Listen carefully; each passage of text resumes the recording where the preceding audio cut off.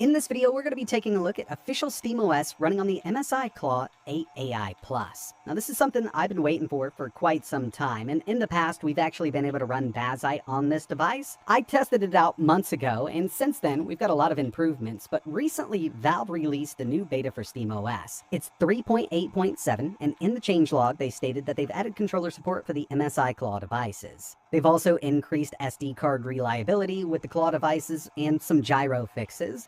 As you can see right here, add controller support for MSI Claw devices, the A1M first generation, all the way up to the 8 AI Plus, and even the A8 with the Z2 Extreme. But in this video, we're going to be testing it out on the Claw 8 AI Plus, powered by an Intel Lunar Lake CPU. So yeah, this is actually pretty awesome, and it's still a bit early, but most everything here is working, and I'm seeing some pretty decent performance out of this chipset with SteamOS installed. So first things first, even though over on Valve's website they said they added controller support, they may have forgot the menu button because I just can't bring up the menu with the left-hand side button. So I do have to swap over to desktop mode. I can just hold start for 3 seconds. It'll go into kind of our mouse mode. And from here, I can use that. I've tried to remap from the SteamOS interface, but I can't get it to work with the interface. But if you want to remap every button on here for a game using Steam Input, you definitely can. We're on official SteamOS. I've updated to the main branch 3.9 from that beta. And as you can see, we've got that Intel Core Ultra 258V. We've got 8 cores, 8 threads. It's got the Arc 140V iGPU, and we've got 32 gigs of total system memory here. And what makes this really exciting is the fact that Valve really prioritizes AMD over Intel when it comes to SteamOS, mainly because the Steam Deck is powered by AMD and the upcoming Steam machine. So to see this Intel system supported by official SteamOS is super awesome, especially because we've got the new Panther Lake handhelds coming right down the road. With that new G3 series from Intel specifically geared towards handhelds, having official SteamOS installed on something like that day one or shortly after day one would be really awesome also. Now there is one other thing here that isn't working directly in SteamOS. You will need to download a plugin, and that's going to be TDP control. I'm using Simple Decky TDP. We can disable turbo boost from here. We can go up to a 30-watt TDP. And I'm going to be testing at 15 watts, 17, and up to 30 here. Sleep is also working with this handheld. So if I just press that button, I installed this a few days ago. I came back to it, just press the power button, booted right back up. I didn't lose much battery life. But again, it's still early for this. And I'm sure with driver improvements, we will see better performance. But right now, it's totally possible to run official SteamOS on the MSI Claw 8 AI Plus. The first game we have here is Cyberpunk 2077 Steam Deck preset 15-watt TDP 720p. Yeah, we've got a 16:10 aspect ratio display, but I'm using my game capture right now. That way I can compare this against the ROG Ally X while it's running SteamOS also. We're at a 15-watt TDP, and at 15 watts, we're a little ahead of the Steam Deck OLED. Obviously, with the Steam Deck, we've got a lot of optimizations over there. But usually with these higher-end devices, our performance mode is around 17 watts. So we take it up to there. And now, yeah, I mean, we can definitely come ahead of what the Steam Deck puts out. Again, Steam Deck preset here. Not bad at all at this lower wattage, but I want to run this at a higher resolution, so I do need to take the wattage up. And now, at 1080 Steam Deck preset 30-watt TDP, we're coming so close to locking this down at 60 FPS. Unfortunately, it's just not there yet. And I'll tell you, in Windows, this handheld does perform much better with Cyberpunk 2077. But we're running this Intel chip inside of SteamOS, and more optimizations need to be had. Either way, you could lock this down at around 40, 45 FPS, 1080p, Steam Deck preset, have a pretty good time with it. It's definitely not horrible for being so early. Next up, we've got Spider-Man 2, and this is one of those games that either works on your handheld or it falls on its face. 900p low 30-watt TDP, and it's not doing an amazing job here. Dropping this down to low with XeSS set to balanced will allow us to kind of lock this at 60.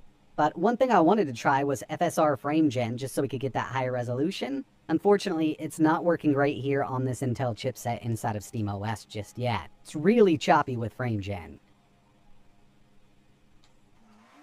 Another game I wanted to try here was Forza Horizon 6, 720p low 17-watt TDP. On the Steam Deck, this runs at 800p, and they recommend very low, but I usually run this at low, locked at 30.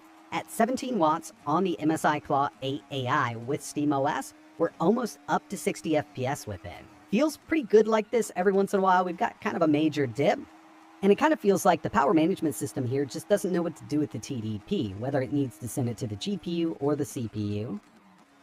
So I took it up to 30 watts, 1080p, low settings, and now we're seeing a much better frame rate out of it, but it's kind of the same case here. It's super smooth for a while and then kind of drops right back down, and you can see the clocks on the GPU and the CPU fluctuate. So it does look like it's having a hard time knowing where it needs to send that power. But I'll tell you, taking this down to 800p on the built-in screen at 25 watts, you can lock this at 60, and it's pretty awesome. The next game I wanted to test is definitely an older one, but I wanted to see how far we could take it. And right now I'm connected to a 1440p display, so we're at very high settings with Left 4 Dead 2, 1440p, 25 watt TDP, we're over 150 FPS out of it. And I knew we'd be able to run this game, I just wasn't sure how high we'd be able to take it at 1440. I also tested Half-Life 2. We're getting a little better performance over there at 1440 maxed out than we are here with Left 4 Dead 2. But it's pretty cool that we can run these at 1440 on this setup right now. Here's The Witcher 3, 900p, medium settings, 25 watt TDP. I was really hoping this would do a bit better here. And we're not using scaling. We could always use dynamic resolution scale and take this up to like 90 with the settings we have now. But it's going to take that resolution way down under 900p. Kind of wanted to keep it as clean as possible. It would have been nice to do this at 1080, but unfortunately, even at 30 watts, we're not seeing the kind of performance that we see over in Windows. And the final thing I wanted to test here was some low TDP gaming, just to kind of get an idea of battery life. And as we know, with the MSI Claw 8AI Plus, we've got an 80 watt-hour battery. I've got this locked at 60 Hz. Screen brightness is set to 50%. Silk's on. There's no settings that we can really change here. I think you can change the particle effects, but I just left everything stock. We're pulling around 10.8 watts in total, and this is total system power. So that's the screen, CPU, fan, even the RGB up front here. That's another thing that we can control without a plug-in, but it doesn't affect performance. So it looks like right now, even with the way this is set up, we've got that 80 watt-hour battery. We'll be able to get a little over 7 hours of runtime out of it playing a game like this. Personally, I think this is really exciting, mainly because we've got those new Panther Lake-powered handhelds being released in the next month or so. Intel just announced their G-series processor lineup, specifically built for handhelds, and being able to install official SteamOS is going to be pretty awesome. Of course, most of those are going to come with Windows installed out of the box. And the only thing that's really going to stop us from installing this is support. So it's really awesome that we have it now. It's not perfect, and yeah, I am seeing better performance in Windows, mainly due to the newer ARC drivers. But as this goes along, I will keep an eye on it and keep everybody updated. But I figured I'd go ahead and make this quick video, and I'd love to know from you in the comments below. Once this is fleshed out a little more, is this something you'd consider installing on your MSI Claw, powered by an Intel CPU? With the upcoming G3 series chips from Intel, would you just stick to Windows or install this? Let me know in the comments below. But that's